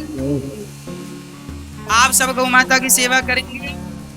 नहीं करते? करिएगा। यदि घर में जगह है तो गौ माता रख लीजिएगा, शुद्ध देसी गाय रखिएगा और सेवा कीजिएगा। अच्छा, भगवान श्री कृष्ण के पिताजी नंद बाबा को एक बार वरुण देवता लेकर गए, और वरुण देवता जब लेकर गए तो भगवान श्री कृष्ण उन्हें वरुण लोक से लेकर आए। तब ब्रजवासियों को बताया गया नंद बाबा के द्वारा कि हमारा छोरा तो भगवान है। अच्छा, सारे ब्रजवासी बोले च्योरे लाला सच्ची बताइयो तू भगवान है का? ना, भगवान बोले ब्रजवासियों से, अच्छा लाला मैं भगवान हूँ, हमको तो बोले करेगो का। ब्रजवासी बोले लाला क्या करेंगे, बस एक छोटी सी इच्छा है, तू ब्रजवासी तू भगवान है तो एक बार अपने बैकुंठ को दर्शन कराए दे, मोको तेरो बैकुंठ देखनो है। भगवान ने ब्रह्म कुंड में गोता लगवाया, सारे ब्रजवासी बैकुंठ पहुंच गए, पर बैकुंठ में भी वह सुख नहीं था। बैकुंठ पति भगवान तो दूर बैठे थे। ब्रजवासी बोले लाला वृंदावन को कन्हैया ही अच्छो है, जहां हम वाक्य संग कबड्डी खेल सके, वाकी पीठ में बैठ सके, यहाँ तो बड़ो दूर बैठो है हमारो कन्हैया, हमें तो बैकुंठ से अच्छो वृंदावन लगे। वृंदावन की महिमा प्यारे कोई ना जाने, प्रेम नगरिया मनमोहन की प्रेम पहचाने। ये जो वृंदावन है ना, बड़ी अद्भुत महिमा है वृंदावन की, इसलिए हम सभी को ये जो वृंदावन मिला है ये जरूर हमारे किसी ना किसी जन्म के पुण्य से मिला है। श्री भगवान ने आज मन बनाया ब्रजवासियों को वृंदावन बुला के कि आज मैं रास रचाऊं, आज जीवात्मा और परमात्मा का मिलन होगा जिसे हम रास कहते हैं। आज भगवान ने अपनी गोपियों को बुलाया, अधरों पर बांसुरी रखी है और श्याम सुंदर ने बांसुरी बजाना स्टार्ट किया। भगवान पिता रात्रि शरदोत्फुल्ल मल्लिका वीक्षरन्तु मनश्चक्र योग माया मुपाश्रिता।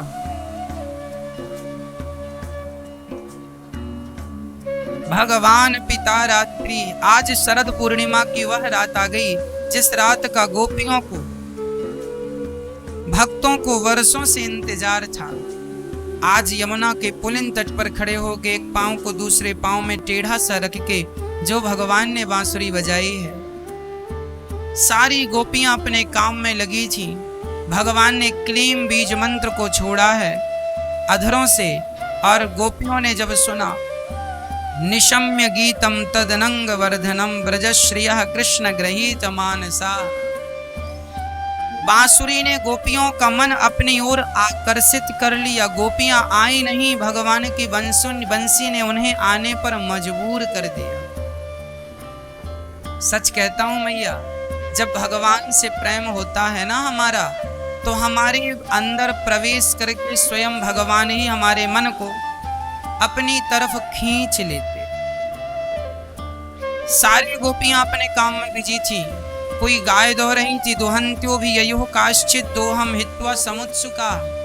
एक सखी गाय दो रही थी कि बांसुरी सुनाई पड़ी, गाय को वहीं छोड़ दिया और चल पड़ी श्री कृष्ण को मिलने के लिए। एक सखी आंखों में काजल लगा रही थी कि बांसुरी सुनाई पड़ी, वहीं छोड़ दिया काजल को। एक हाथ से गोबर थाप रही थी, ओपले बना रही कंडे, वहीं छोड़ दिया गोबर को, हाथ गंदे थे। एक सखी अपने घर में भोजन पका रही थी, भोजन को वहीं छोड़ा। दूध पका रही थी, दूध को वहीं छोड़ा। श्रृंगार कर रही थी, श्रृंगार को वहीं छोड़ा। एक सखी तो अपने बच्चे को, नवजात बच्चे को, 2 महीने का बच्चा था, उसे दूध पिला रही थी कि बांसुरी सुनाई पड़ गई। दूध को वहीं, बच्चे को वहीं छोड़ा और दौड़ पड़ी श्री कृष्ण से मिलने के लिए। ये जो गोपियों के अंदर कृष्ण से मिलने की उत्कंठा है ना, यह उत्कंठा ही भगवान से मिलाती है। यदि हमारे अंदर उत्कंठा नहीं है भगवान से मिलने की, तो हम भगवान से कैसे मिलेंगे ये बताओ।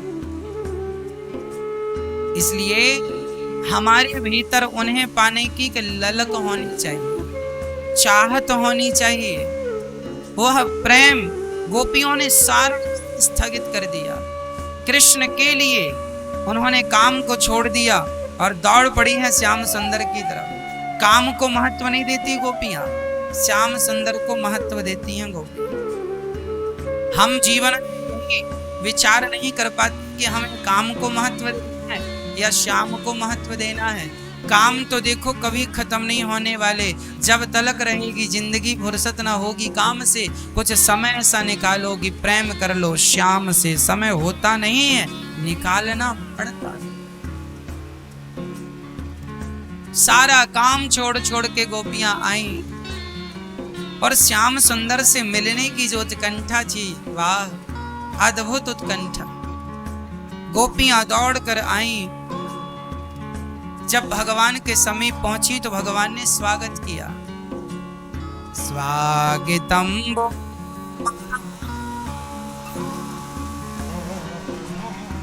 प्रियम करवाणि वा ब्रजस्य नामयं कश्चित् ब्रूतागमन कारणम।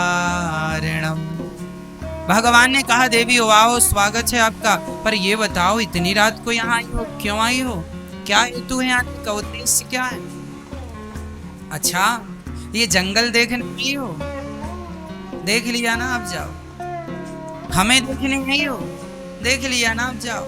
गोपियां सिर नीचे करके खड़ी हो गई और कृष्ण के प्रश्न का कोई उत्तर नहीं है गोपियों के पास। सिर झुकाकर खड़ी है, पृथ्वी को खोदने लगी पांव के अंगूठे से कि पृथ्वी डूब जाए तो हम पृथ्वी में समा जाए। अच्छा, गोपियों ने पृथ्वी क्यों खोदी पांव के अंगूठे से? कारण था, यदि दुनिया के लोग स्वीकार ना करें तो भगवान खुला है, लेकिन भगवान ही स्वीकार ना करें तो फिर हम कहां जाएंगे? गोपियां कहती हैं कि गोविंद, दुनिया ने स्वीकार नहीं किया तो आप पास आइए, आप ही स्वीकार नहीं करोगे तो अब कहां जाएंगे? पृथ्वी खोदने लगी कि हे पृथ्वी तुम फट जाओ, हम तो समा जाएं पृथ्वी में, कृष्ण नहीं अपनाएंगे तो जी कर क्या करेंगे? माता सीता के लिए पृथ्वी फट गई। क्यों फट गई? जब रावण ने सीता का हरण किया तब सीता के लिए पृथ्वी नहीं फटी। रावण की लंका में थी मां, इतना कष्ट उठा रही थी, तब सीता के लिए पृथ्वी नहीं फटी और वो पृथ्वी पर नहीं समाई। राम जी सीता मां को जब प्रजा के दबाव पर, प्रजा के कहने पर जब राम जी ने वनवास भेज दिया माता सीता को, सीता मां ने लवकुश को जंगल में जन्म दिया, तब भी पृथ्वी नहीं फटी। लेकिन जब लवकुश हो गए और राम जी ने, लवकुश ने कहा कि राम मैं का पुत्र हूं, राम जी ने कहा आप मेरे पुत्र हो, इस बात का सबूत क्या है? आज एक बेटे को सबूत देना पड़ा कि मैं आपका ही पुत्र हूं। कौन सबूत देगा? बोले सीता माता सबूत देंगे। अभी लवकुश अकेले ये कह रहे थे दरबार में खड़े होके, मैं का बेटा हूं राम, प्रभु आप मेरे पिता हैं। सारी प्रजा, सारी सभासद स्तब्ध रह गए, कौन जवाब दे? तब वाल्मीकि जी माता सीता को लेकर उसी समय वहां प्रकट हो गए और माता सीता से पूछा राम जी ने, सीता क्या ये हमारे पुत्र हैं? मां सीता ने कहा हाँ ये आपके पुत्र हैं। और जब ये कह दिया कि हमारे पुत्र हैं, राम जी विषम मांगे, पर सीता को घर से क्यों निकाला गया था? क्योंकि प्रजा ने कहा था कि रावण के पास रहकर आई हैं, हम इन्हें मां के रूप में, हम महारानी के रूप में स्वीकार नहीं करेंगे। अब राम जी के सामने सीता मां खड़ी है, प्रजा भी खड़ी है। क्या अब माता सीता अग्नि परीक्षा देंगी? ना। रावण ने जब चुराया था तब राम जी के सीता मां ने अग्नि परीक्षा दे दी, ठीक है सब देख लो कि मैं पवित्र हूं, पर राम जी आप ही हमें छोड़ देंगे, राम जी ही हमें यदि छोड़ देंगे तो हम क्या करेंगे? पृथ्वी की तरफ देखने लगी मां सीता। मां, इस संसार में वही रहने जिसे राम जी स्वीकार कर ले, जिसे राम स्वीकार ना करे उसके लिए तो पृथ्वी तुम फट जाओ, हम समा जाएं, अब जी कर क्या करेंगे? इसलिए पृथ्वी फटी और माता सीता पृथ्वी में समा गई। अब गोपियों का भी वही हाल है, पृथ्वी खोद रही। क्यों? जब प्रभु आप ही नहीं अपनाओगे तो हम जी कर क्या करेंगे? गोपियों ने कहा, श्याम सुंदर, हमारा आपके सिवा कोई नहीं। हमने अपने दूध पीते बच्चे को छोड़ दिया, केवल आप। हमने देखो हाथ भी नहीं धोए। अच्छा, गोपियों का त्याग कितना बड़ा है। आज जो लोग बहुत त्यागी अपने आप को कहते हैं, आज वह त्यागी होते हुए भी संसार की चीजों में आसक्त। लेकिन गोपियों का त्याग देखना कि जब वह भगवान से मिलने चली तो हाथ तक नहीं धुला, हाथ गंदा था, गंदा ही लेके चली। ये त्याग नहीं है? आज आप मंदिर जाती हो, शादी में जाती हो तो 1 घंटे तक सजती हो, और गोपियां भगवान से मिलने गई तो जैसी थी वैसी चली गई। कोई कपड़ा पहन रही थी, वो बांसुरी सुनाई पड़ी तो कुछ कपड़े पहने, कुछ पहने ही नहीं, अर्ध नग्न होकर चल पड़ी, कहीं का कहीं पहन लिया। कोई श्रृंगार नहीं था। एक आंख में काजल लगा, बांसुरी सुनाई पड़ी, दूसरे में नहीं लगाया। वैसे अब सोचो कि किसी की एक आंख में काजल लगा हो, दूसरे में ना लगा हो, तो वह कैसी दिख रही होगी? एक घर के आंगन को गोबर से लीप रही थी और बंसी सुनाई पड़ी, हाथ गोबर से भरे, वैसे ही चल पड़ी। सोचो वो कैसी होगी? ये क्या है मेरी माँ? यह भगवान के लिए त्याग है। आप संसार के काम को महत्व देते हैं कि भगवान को? जीवन में जितना त्याग होगा आप उतने सुखी रहेंगे। जीवन में क्या जरूरी है मेरी माँ? त्याग जरूरी है। और आज लोगों के पास त्याग बिल्कुल नहीं। अच्छा मैया, आप लोगों के पास त्याग है?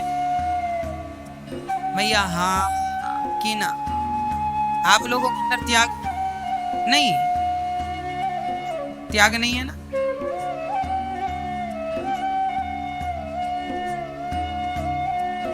एक सज्जन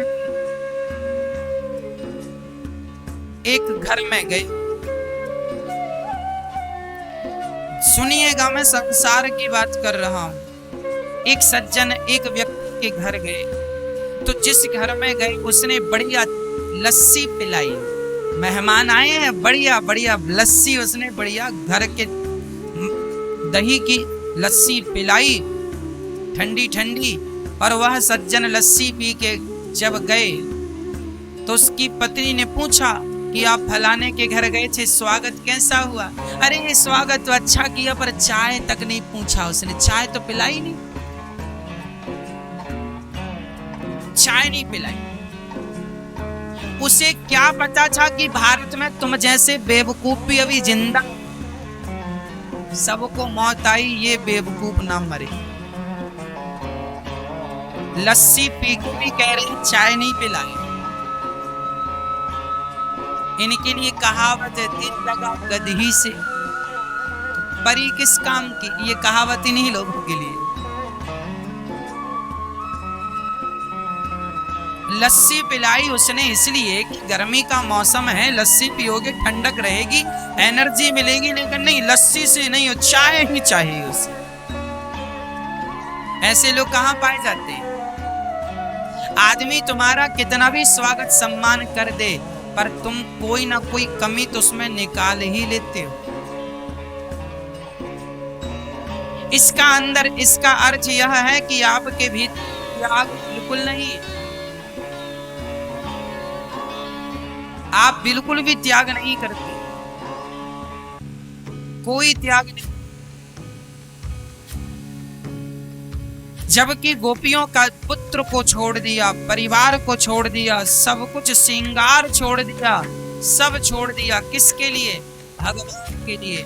हम ये कहते हैं मेरी माँ, संसार का व्यवहार तो करना, संसार का काम तो करना, पर संसार का काम करते हुए मन को भगवान के चरणों में लगा करके रखना, क्योंकि भगवान ही हमारे और आपके सच्चे संगी और सच्चे साथी हैं। इनके सिवा हमारा ना कोई संगी है और ना कोई साथी है। त्याग जरूरी है, और जिनके जीवन में त्याग है वही सुखी है। मैया अपने मन को भगवान में लगाओ ज्यादा से ज्यादा। जब मन भगवान में लगेगा ना तो संसार छोड़ना नहीं पड़ेगा, छूट जाएगा। आम का फल कच्चा है तब तक उसने पेड़ को पकड़ रखा है, और पक जाएगा तो छोड़ाना नहीं पड़ेगा, अपने आप छूट जाएगा।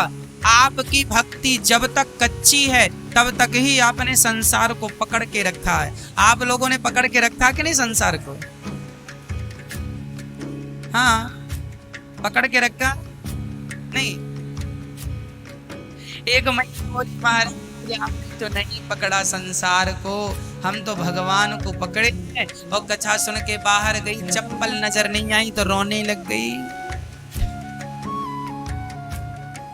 अभी कह रही थी कि मैंने छोड़ दिया, सब भगवान को पकड़ा। चप्पल तो तुमसे छूट नहीं रही है,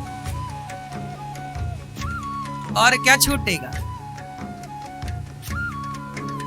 अर्थ यही हुआ, हमारे जीवन में त्याग नहीं है। अच्छा, क्या होता है कि कच्चा आम पेड़ को पकड़ के रखता, हम लोगों ने सबको पकड़ रखा है। ये मेरी पत्नी, ये मेरा बेटा, ये मेरा परिवार, ये मेरा घर, ये मेरी मकान, ये मेरा मकान, ये दुकान, ये सब ये मेरा, ये गाड़ी, ये बंगला, सब मेरा। अभी आपने पकड़ रखा है, इसका अर्थ है आप कच्चे हैं। जिस दिन आपकी भक्ति पक जाएगी, छोड़ना कुछ नहीं पड़ेगा, सब धीरे धीरे अपने आप छूटता जाएगा और भगवान का दर्शन होगा, भगवान की निकटता बनेगी। और याद रखना, यदि आप कच्चे, मैं तो कहता हूं मरने के पहले पक जाना।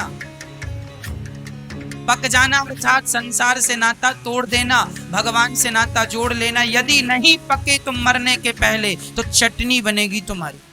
कच्चा आम, उसकी क्या बनती है? कच्चे आम की क्या बनती है? चटनी। आम पक जाए उसकी चटनी नहीं बनती।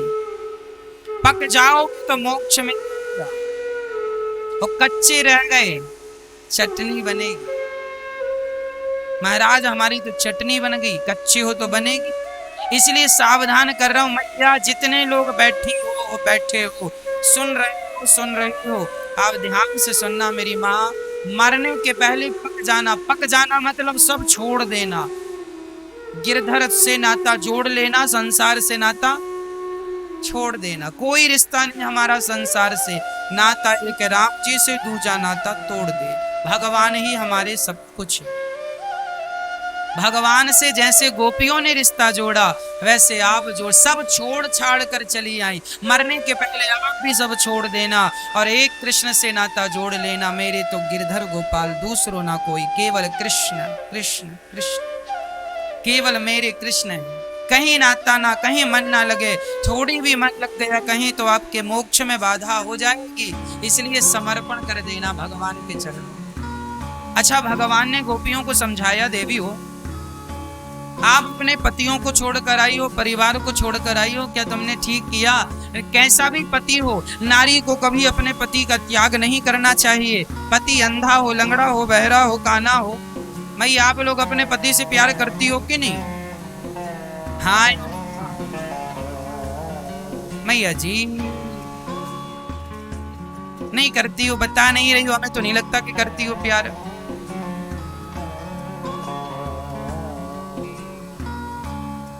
हाँ मैया, करती हो प्यार? पति से बहुत प्यार करना चाहिए। जो महिलाएं अपने पति से प्यार नहीं करती, उनकी गृहस्थी बिगड़ जाती है। और केवल महिला ना, पुरुष भी प्यार करे। जो पुरुष अपनी पत्नी से प्यार नहीं करता, उसकी भी गृहस्थी बिगड़ जाती है। गृहस्थी चलती है प्रेम से। इसलिए पत्नी का प्यार पति से हो, पति का प्रेम पत्नी से हो, और प्रेममय गृहस्थी होनी। राम जी सीता जी से प्रेम करते थे कि नहीं? हाँ या ना? प्यार नहीं करते हो तो इतना बड़ा सेतु कैसे बना देते? लोग कहते हैं प्यार की निशानी ताजमहल है ना, गलत जानकारी है। प्यार की निशानी ताजमहल नहीं, प्यार की निशानी राम सेतु है, जो राम जी ने सीता के लिए समुद्र में सेतु का निर्माण कराया, बिना खंभों का बना दिया। ये प्यार की निशानी। राम जी सीता से कितना प्रेम करते हैं। सुंदरकांड पढ़ोगे तो राम जी और सीता जी के प्रेम के बारे में हनुमान जी सीता जी का संदेशा लेके आए ना, तो सीता जी पूछते हैं हनुमान जी से, हनुमान ये बताओ राम जी हमें याद करते हैं कि नहीं। देखो ये पति पत्नी का प्रेम होना चाहिए, क्या बुराई है। सीता जी कहती हैं राम जी से ये बताओ कि हमारे राम जी हमसे प्यार करते हैं कि नहीं, प्रेम करते हैं कि नहीं। हनुमान जी से पूछ रही है माता सीता, राम जी हमें याद करते हैं, प्रेम करते हैं नहीं। तो हनुमान जी कहते हैं माँ जितना प्रेम आप करती हो ना, आपसे ज्यादा राम जी, तुम ते प्रेम राम के दूना। ये सुंदरकांड की चौपाई है। माता सीता से हनुमान जी ने कहा तुम ते प्रेम राम के दूना, दुगना प्रेम कर रहे, जितना आप करते हो उससे दुगना राम जी। अच्छा हनुमान जी को कैसे पता कि पति पत्नी में इनमें से किसका ज्यादा प्यार है, राम जी का कि सीता जी का। हनुमान जी जानते हैं जितना सीता रोती है ना, कहीं उससे ज्यादा राम जी रोते हैं सीता जी के, बहुत रोते हैं। सीता को याद करते हैं, पग पग में याद करते हैं, पागलों की तरह व्यवहार करते हैं। हे खग मृग हे मधुकर श्रेणी, तुम देखी सीता मृग नैनी। हे सीता, राम जी पशु पक्षियों से कह रहे हैं क्या तुमने हमारी सीता देखी है। ये पागलपन नहीं तो क्या है। प्रेम कैसा होना चाहिए, प्रेम कैसा हो, राम जैसा हो।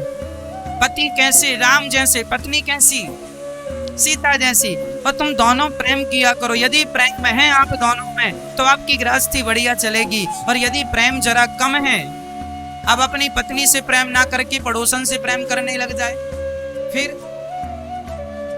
इसका घर बर्बाद हो जाएगा।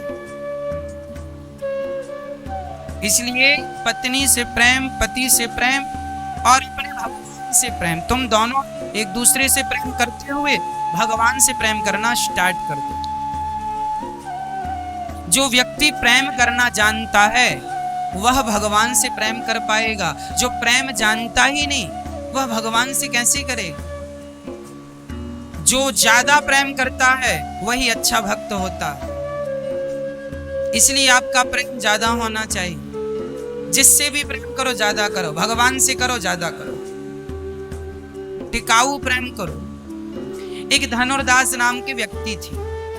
वह अपनी पत्नी से इतना प्यार करते थे कि उनकी पत्नी जब बाजार निकलती थी तो वह छाता लगा के धनुर्दास जी उल्टा चलते थे, उल्टा अपनी पत्नी को देखते हुए पीछे की तरफ चले।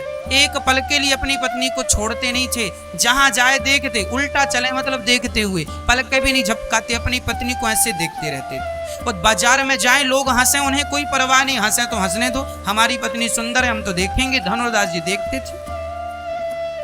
अच्छा आपके पति ऐसे चलते हैं उल्टा आपकी तरफ देख देख के? नहीं। अच्छा आप चाहती हो कि आपके पति ऐसे उल्टे चलें? नहीं। धनुर्दास जी चलते थे उल्टा अपनी पत्नी को देख। एक दिन गांव में संत आए, श्री रामानुजाचार्य जी भगवान आए। रामानुजाचार्य जी ने देखा कि ये कौन है भाई, बड़ा स्त्री लंपट है। लोगों ने बड़ी मजाक बनाई, बड़ा हंसी उड़ाई उसकी। देखो देखो देखो पत्नी लंपट है, पत्नी को देखता देखता जा रहा है। सब मजाक उड़ा रहे थे। तभी रामानुजाचार्य जी बोले कि यह बहुत बड़ा भक्त हो सकता है। अरे ये तो पत्नी लंपट है, पत्नी को देखता है, ये भगवान को नहीं देखता। रामानुजाचार्य जी ने कहा ये भगवान का सबसे श्रेष्ठ भक्त बन सकता है। क्यों? क्योंकि ये प्रेम करना जानता है, पत्नी से कर रहा है। पत्नी के स्थान पर भगवान को खड़ा कर दिया जाए तो भगवान से ये प्रेम करने लगेगा। ये पत्नी से सच्चा प्रेम करता है तो भगवान से भी सच्चा प्रेम करेगा। जो अपनी पत्नी से सच्चा प्रेम नहीं कर पाए भगवान से क्या सच्चा प्रेम करेगी। जो अपने पति से सच्चा प्रेम ना कर पाई वो भगवान से क्या करेगी। जो अपनी माँ से सच्चा प्यार ना कर पाता वो भगवान से क्या प्यार कर। तो सच्चा प्यार तो पत्नी में भी लगेगा और यही सच्चा वाला भगवान में भी लगेगा। हाँ, तो जो सच्चा प्रेम करता है वह सच्चा भक्त बनता। धनुर्दास जी के पत्नी के स्थान में एक बार भगवान धनुर्दास जी से बोले, सुनो, रामानुजाचार्य जी ने कहा रंगनाथ जी आना। धनुर्दास जी बोला मैं तो नहीं आऊंगा, मेरी पत्नी आएगी तो पीछे पीछे आऊंगा, आगे आगे। अब पत्नी को बोला कि तुम आना। अब वो आई। रंगनाथ भगवान के मंदिर में पर्दा बंद था, पट खुलने वाले थे। श्री रामानुजाचार्य भगवान ने भगवान की तरफ पीठ करके उसकी पत्नी खड़ी होगी, और स्वाभाविक है कि जब भगवान की तरफ पीठ थी तो वह अपनी पत्नी को उल्टा देखता था सामने से, तो उसका मुंह भगवान की तरफ था। बीच में सिर्फ पत्नी का पर्दा था, पीछे रंगनाथ भगवान थे, बीच में पर्दे के रूप में पत्नी थी और सामने धनुर्दास जी खड़े थे। तभी क्या हुआ, रामानुजाचार्य जी ने सामने खड़े होकर इशारा कर दिया धनुर्दास जी की पत्नी से, तुम बैठ जाओ। और जब वो बैठी तो धनुर्दास जी की आंखें उसकी पत्नी से हटकर और जो रंगनाथ भगवान में लगी, एक बार जो भगवान, आज तक उसने कभी भगवान को नहीं देखा था, क्योंकि पत्नी से आंखें हटें तो कहीं और लगे। आज पहली बार उसकी पत्नी से आंखें हटी और भगवान में जब लगी तो वह भगवान को जब देखा तो देखता रह गया, देखता रह गया, देखता रह गया। रामानुजाचार्य जी ने कहा, बेटा धनुर्दास, मैं ये नहीं कहता कि तुम अपनी पत्नी को छोड़ दो, लेकिन तुमसे एक भिक्षा चाहता हूँ। क्या चाहते हैं बताइए? रामानुजाचार्य जी ने कहा, जितना प्यार तू अपनी पत्नी से करता है इतना भगवान से करने लग जाएगा तो तेरा लोक परलोक दोनों सवर जाएगा। बस मेरी माँ, मैं इतना ही कहूंगा, जितना प्यार आप अपने पति से करती हो, अपने पुत्र से करती हो, उतना प्यार ही भगवान से हो जाए तो भी कल्याण हो जाएगा। लेकिन विडंबना तो यह है कि आज अपने बेटों से तो प्यार लोग कर लेते हैं पर भगवान से नहीं हो पाता। अच्छा ये बताओ, आप लोग अपने बेटे से ज्यादा प्यार करती हो कि भगवान से? बताओ, सच्ची बताना, झूठ तो बोलना ही मत। किससे प्यार करती हो?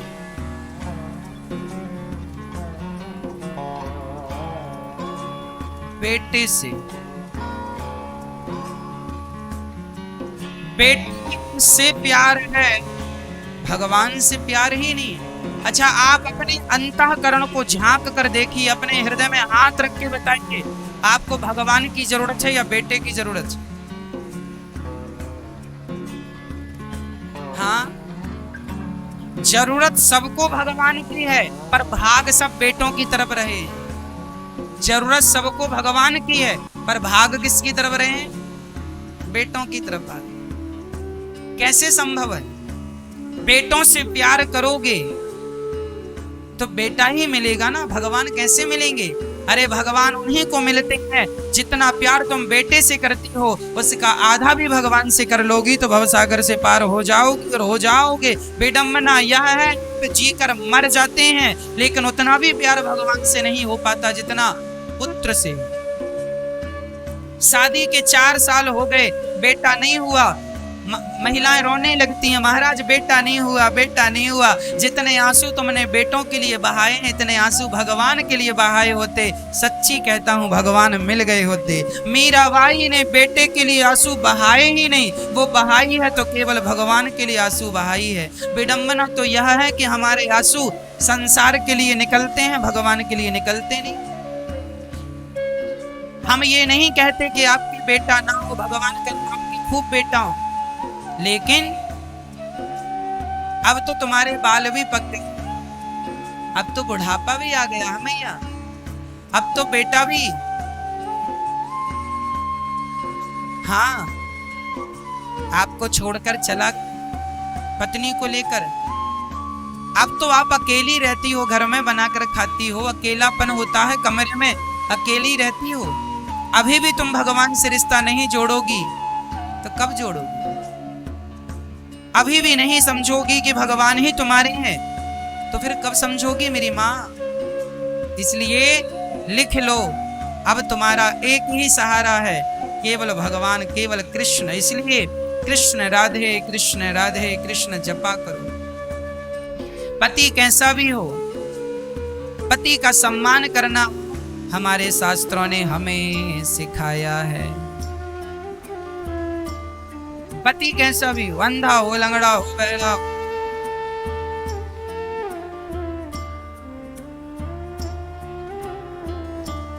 बिन ईश्वर। आज हरितालिका तीज भी है। आप सभी को हरितालिका तीज की बहुत बहुत शुभकामनाएं। आज भारत की अधिकाधिक माताओं ने व्रत भी कर रखा। आज का व्रत किसके लिए होता है? किसके लिए? पति की लंबी आयु के लिए, पति की मंगल कामना के लिए। बिन पर ईश्वर। आज का जो व्रत है, इस व्रत में माता पानी भी नहीं पीती, सोती भी नहीं है, खाती भी नहीं है। जो व्रत आज आप कर रही हैं मेरी मां हरितालिका जी का, यही व्रत माता पार्वती ने 10,000 वर्षों तक किया था, तब जाकर के भगवान शंकर जैसे पति प्राप्त हुए। बिना तपस्या के नहीं मिलते पति। आपको पति मिल गए हैं तो आप प्रेम ही नहीं करती हो। अच्छा, फ्री में जो चीज मिल जाए ना, उसकी वैल्यू भी तो नहीं होती। इसलिए तपस्या करो और फिर पति। अच्छा, कुछ पति ऐसे होते जो अपनी पत्नी से बड़ा प्रेम करते हैं, बड़ा ख्याल रखते हैं, अच्छे होते हैं। और कुछ पति ऐसे होते हैं बात बात में पत्नियों से झगड़ा करते हैं, बात बात में बिगड़ जाते हैं। ये सब चाइना मॉडल है। जो पति बात बात में बिगड़ जाए, लोकल कंपनी का पकड़ा दिया भगवान ने, चाइना मॉडल। जिनका पति अच्छा है, गुस्सा नहीं करता, शराब नहीं पीता, अच्छी बातें करता है, अच्छे से रखता है, प्यार करता है, इनका पति ब्रांडेड है, अच्छी कंपनी का, महंगा वाला पति है आपका। और जिनका पति बहुत शराब पीकर मारता रहता है,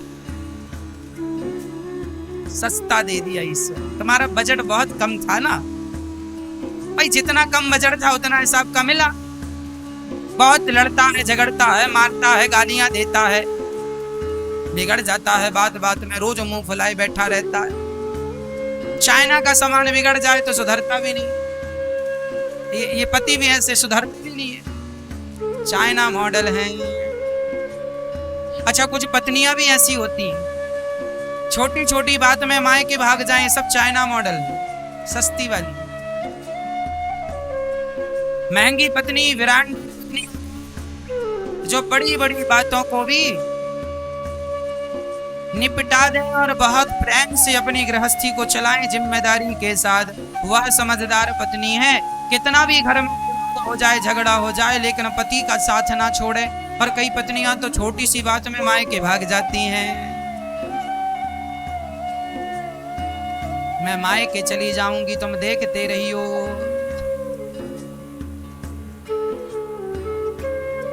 ये सब सस्ती वाली है। अच्छा, आप लोग सस्ते वाले हैं कि महंगे वाले? आप में से तो कोई चाइना मॉडल नहीं है। अच्छी पत्नी बनो, अच्छे पति बनो। हाँ, बिन परमेश्वर सोना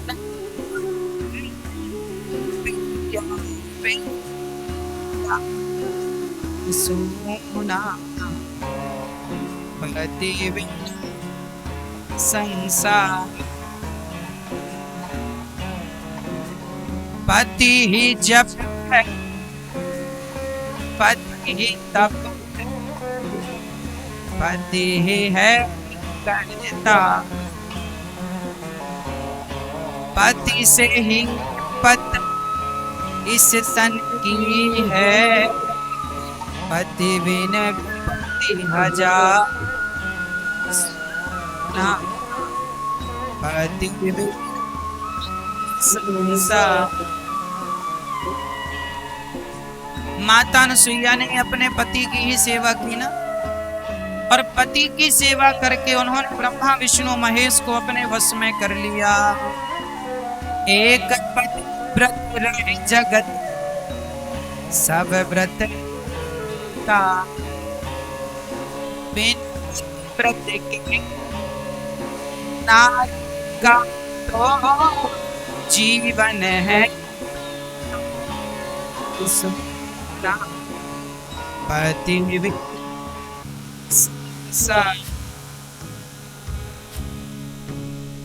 पति के बिना कल्याण नहीं है, पति के बिना गति नहीं, पति गति नहीं, इसलिए पति की सेवा जरूरी है। एक ही व्रत है नारी का। नारी के कितने व्रत हैं? एक पति व्रत रहे जगत में सब व्रत का। भाई इतना शोर कर रहे हैं, इनसे बोल दो बाद में काम कर लेना, शोर अभी ना करो। एक पति व्रत रहे जगत सब व्रत का।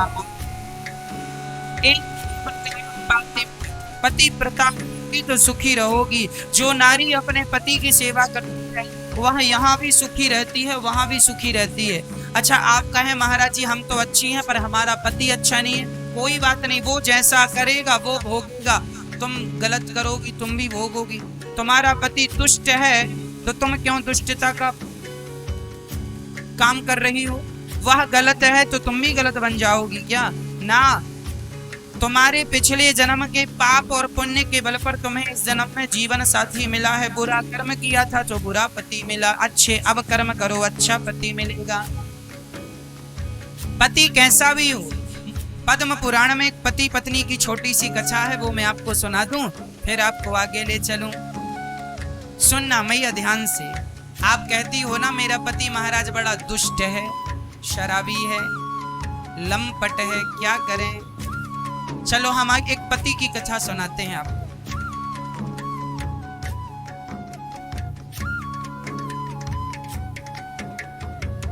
एक पति और पत्नी थे, दोनों बड़े प्रेम से रहते थे। अचानक पति को कोढ़ का रोग हो गया। पत्नी एक नंबर की पतिव्रता थी, शुद्ध, उसके विचार शुद्ध, उसका जीवन शुद्ध था। परंतु जिस पुरुष से उसका विवाह हुआ वह पुरुष आचरण का अच्छा नहीं था। उसकी पत्नी बड़ी पतिव्रता थी, लेकिन वह फिर भी अपनी पत्नी के होते हुए भी दूसरों की स्त्रियों पर नजर रखता था। उसके पाप के कारण उसके शरीर में कोढ़ का रोग, शरीर का मांस गल गल के जमीन पर गिरने लगा। मावाद उसके शरीर में रहने लग गई, पूरे शरीर से दुर्गंध निकलती थी, कमजोर पड़ गया। पर धन्य थी उसकी पत्नी के अपने कोढ़ी पति के भी चरण दबाती, कपड़ों से पोंछकर उसके शरीर की मावाद हटाती, नहवाती, भोजन करती और उसके साथ प्रसन्न रहती। एक भी शिकायत नहीं कि विधाता तूने मुझे ऐसा रोगी पति दे दिया। हर हाल में वह पतिव्रता खुश रहती थी। भगवान की तरह वह अपने पति की सेवा करती थी। ये भगवान है ऐसे मान। एक दिन क्या हुआ, उसका पति, यह पद्म पुराण की सच्ची घटना आपको पुराणोक्त घटना सुना रहे हैं। एक दिन वह पति बाहर बैठा कोढ़ी, अचानक गांव की एक वैश्या सज धज के राजा के दरबार में नाचने जा रही थी। वह वैश्या का रूप इतना सुंदर था कि यह कोढ़ी आदमी आसक्त हो गया। शाम को आज उदास बैठा तो इसकी पत्नी ने कहा, स्वामी जी आज आप उदास हैं? तो कोढ़ी ने कह दिया कि आज वो फलानी स्त्री यहाँ से निकली, इतनी सुंदर थी कि मेरा मन तो उसके साथ चला गया। तुम ऐसा करो कि एक बार मुझे उससे मिलवा दो। देखो कोढ़ी है, ठीक से चल भी नहीं पाता, लेकिन किसी स्त्री को देखकर इसका मन इतना चंचल हो रहा। यह अपनी पत्नी से कहता है कि हमें इस स्त्री से मिलवा दो। रोने लगा। तब इसकी पत्नी ने कहा, मत रोइए, मैं कुछ करती हूं। अच्छा आपका पति ऐसी जिद करने लग जाए कि हमें इस स्त्री से मिलवाओ, आप क्या करेंगे? लेकिन उसने क्या किया, उसने कहा ठीक है। वह उसी वैश्या के घर सवेरे 4 बजे जाती, उसका झाड़ू पोंछा बर्तन करती आ जाती। वैश्या ने कहा मेरे घर का काम कौन करता है? एक दिन छिपकर उसने देख लिया तो यह पतिव्रता उसके घर झाड़ू लगा रही थी। तो वैश्या ने हाथ जोड़ के कहा, बहन मैं तो वैश्या हूँ, तुम इतनी बड़ी पतिव्रता हो, तुम्हारे चर्चे सब सुनते हैं, तुम्हारी जैसी पतिव्रता कोई नहीं, हमारे घर झाड़ू क्यों? तब कहा, बहन मेरे पति तुझ में आसक्त हो गए हैं, एक बार तू अपने द्वारा उन्हें प्रसन्न कर दे। अच्छा ठीक है, आपकी आज्ञा है, तो आज रात्रि के ठीक 9 बजे अपने पति को हमारे घर ले आना, हम उनकी इच्छाएं पूरी करेंगे। ठीक।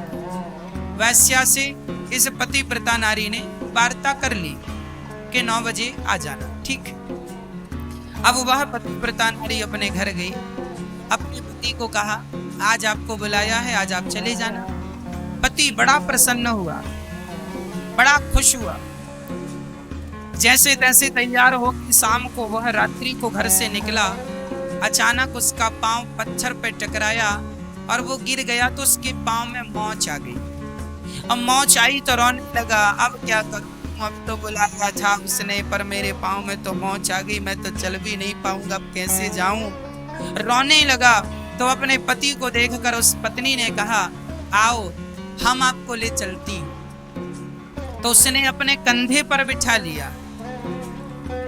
हाँ, उसने अपने कंधे पर बिठा लिया और कंधे पर एक पत्नी अपने पति को कंधे पर बिठाकर वैश्या के घर चल पड़ी। पर वो गांव के भीतर से जाएगी तो लोग लाख सवाल करके, कहाँ जा रही हो पति को कंधे पर बिठाकर। तो वह जंगल के रास्ते से गई जहां कोई देखे न। अच्छा, उसी समय जंगल में घटना घट गई। एक मांडव्य नाम के संत थे, राजा का धन चुराकर चोरों ने संत की कुटिया पर रख दिया। तो राजा के सिपाहियों को लगा कि बाबा जी की कुटिया में धन मिला है, मतलब ये बाबा चोर है। तो राजा के सैनिकों ने एक सूल गाड़ा। सूल जानते हैं, लोहे का पैना सा होता है, कांटे की तरह बड़ा सूल जमीन में गाड़ दिया और सूल के ऊपर बाबा जी को बिठा दिया। तो बाबा जी के नीचे से वह सूल चुभता हुआ सिर से निकल गया। पर चूंकि मांडव्य ऋषि इतने उच्च कोटि के संत थे कि सूल चुभने पर भी उनकी समाधि नहीं खुली। ये घटना है 8 बजे रात की और 9 बजे वह अपने पति को लेकर चली। जैसे अपने पति को लेकर चली तो अंधेरी रात थी, वह अपने पति को वहीं से ले जा रही थी। बाबूजी सूल पर लटक रहे थे, उस पत्नी ने देखा नहीं और उसके पति का सिर बाबा जी के पांव से टकराया। और जब टकराया तो क्या हुआ, बाबा जी की समाधि खुल गई। जब बाबा जी की समाधि खुली तो बाबा जी ने, साधु जी ने श्राप दे दिया, तुमने जिसने मेरी समाधि भंग की है वह सूर्य होते ही मर जाएगा।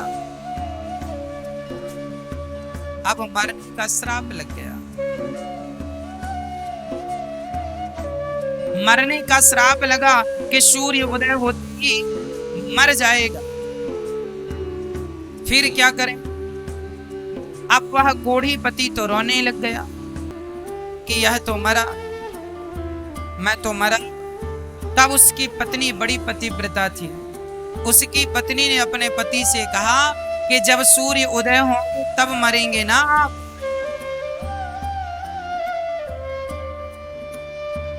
मैं कहती हूं यदि मैं सच्ची पतिव्रता हूं तो हे सूर्य भगवान आप ही ना, जब तक मैं न कहूं। भैया जी 12 घंटे हो गए, 48 घंटे हो गए, 30-15 दिन बीत गए, परंतु सूर्य भगवान का अता पता नहीं। हाहाकार मच गया। जब हाहाकार मचा कि सूर्य भगवान का पता नहीं, तब सारी देवी देवता आकर उस सती से कहने लगे, देवी सूर्य भगवान को आने दो, नहीं तो पृथ्वी का संतुलन बिगड़ जाएगा। नहीं मानी। स्वयं भगवान पतिव्रता नारी भगवान को अपने पातिव्रत धर्म के बल पर सामने खड़ा कर सकती। जब भगवान की बात उसने नहीं मानी तब माता अनुसुईया आई और कहा, बहन अपने वचन को छोड़ दे, मैं तेरे पति को जीवन दान दूंगी। सूर्य भगवान की किरण पड़ते ही वह उसका पति समाप्त हो गया श्राप के कारण। और माता अनसुईया ने कह दिया कि यदि मैं सच्ची पतिव्रता हूँ जिसका मरा हुआ पति जीवित हो जाए।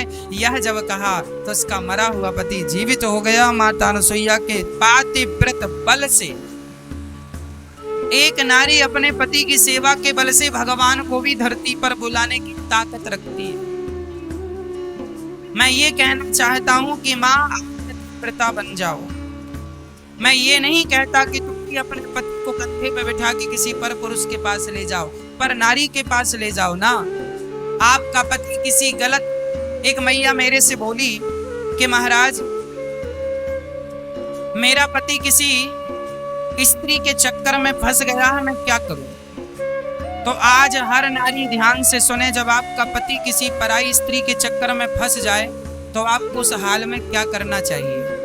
एक स्त्री बोली महाराज मेरे पति पड़ोसन के चक्कर में, एक महिला के चक्कर में उलझ गया। उनका तो मैंने व्हाट्सएप में बातें भी देखी, व्हाट्सएप में बातें भी सुनी, वो मिल चुकी है। अब मुझे ऐसे पुरुष के साथ नहीं रहना, मायके चली।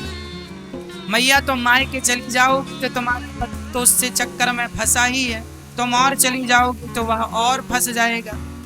यह समाधान सही नहीं है। जब तुम्हारा पति रास्ता भटक जाए तो पत्नी कौन है? पत्नी यदि दुर्गा है तो महाकाली भी पत्नी ही बन जाती है जरूरत पड़ने पर। यदि तुम्हें महाकाली बनना पड़े पति के लिए तो बन जाना। यदि तुम्हारा पति रास्ता भटक जाए, किसी स्त्री के चक्कर में फंस जाए, तो आपको क्या करना चाहिए? उस स्त्री के पास जाओ जिस स्त्री से तुम्हारे पति का चक्कर है, और उसकी चोटी पकड़ के जरा घुमाओ बाजार में, 2-4 थप्पड़ उसे जमाओ कि मेरा ही घर उजाड़ने के लिए मिला था तुझे। हाँ करना चाहिए कि नहीं? और ये माताएं भाग जाती हैं, मायके जा रही हूं मायके। क्या तुम्हारे मायके जाने से तुम्हारा पति सुधर जाएगा? ये तो चाहता ही है तुम भाग जाओ और वो चक्कर में पड़ गए। भाग जाओगी तो तुम्हारी गृहस्थी सदा के लिए समाप्त हो जाएगी। इसलिए जब तुम्हारे पति का किसी स्त्री से चक्कर हो और तुम्हें पता चल जाए तो उस स्त्री के घर में जाके उसकी चोटी पकड़ के निकालो। यदि दंड दे दोगी मेरी माँ तो दूसरी स्त्रियां भी सावधान हो जाएंगी, नहीं तो ये परंपरा बनी रहेगी। आज तुम्हारा घर बिगड़ेगा, कल किसी और का बिगड़ेगा, परसों किसी और का बिगड़ेगा, और एक दिन सबके घर तबाह हो जाएंगे। एक स्त्री ही एक स्त्री का घर बिगाड़ती है, सत्य है। हाँ, एक स्त्री ही दूसरी स्त्री का घर। एक बहन ने मेरे पास फोन लगाया, महाराज जी मेरे पति का किसी स्त्री के साथ चक्कर है। मैंने उसको यही उपाय बताया कि जहाँ तेरे पति का जिस स्त्री के साथ चक्कर है, जरा उसके घर जा, उसको ठेठ हिंदी में समझा के या मान जाए तो ठीक है, नहीं तो चोटी पकड़ के घसीटना उसको, कहीं भी मिल जाए, 2-4 चप्पल और जमाना उसके माथे पे।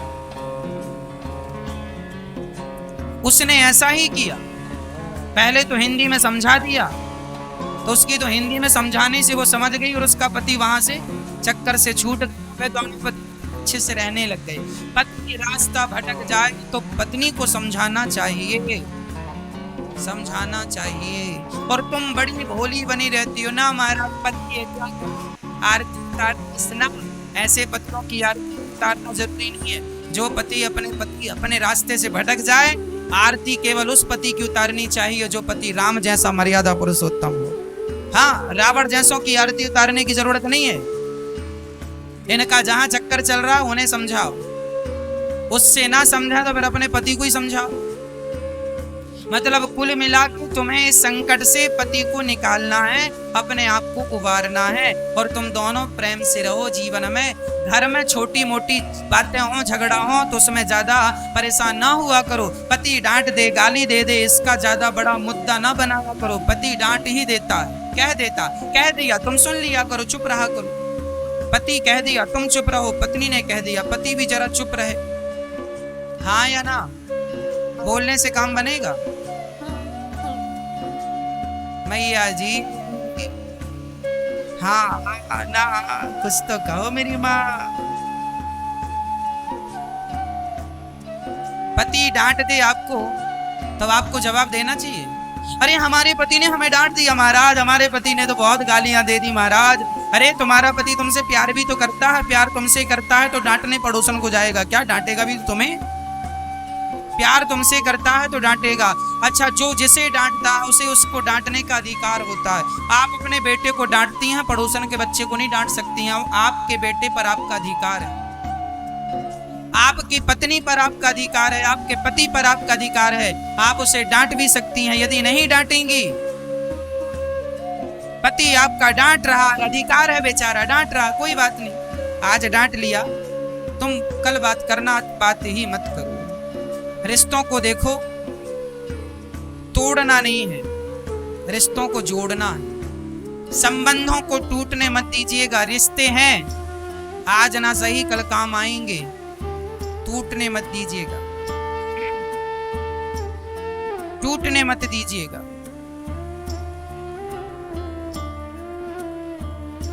रिश्तों को टूटने मत दीजिएगा।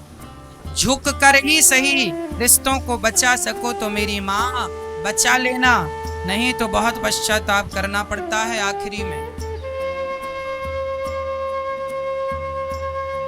हाँ, कई लोग रिश्तों की वैल्यू को समझते नहीं है, रिश्तों के महत्व को नहीं समझते। कई पुरुष पत्नी का अपमान करते रहते हैं, कई पुरुष पत्नी का मजाक बनाते रहते हैं। पत्नी मजाक का विषय नहीं है, पत्नी अर्धांगिनी है, पत्नी पांव की जूती नहीं, पत्नी माथे की पगड़ी है। हाँ, अच्छा बताओ, रिश्तों को निभाना जरूरी होता है या नहीं? हाँ या ना? तो मैया अच्छे से निभाओ।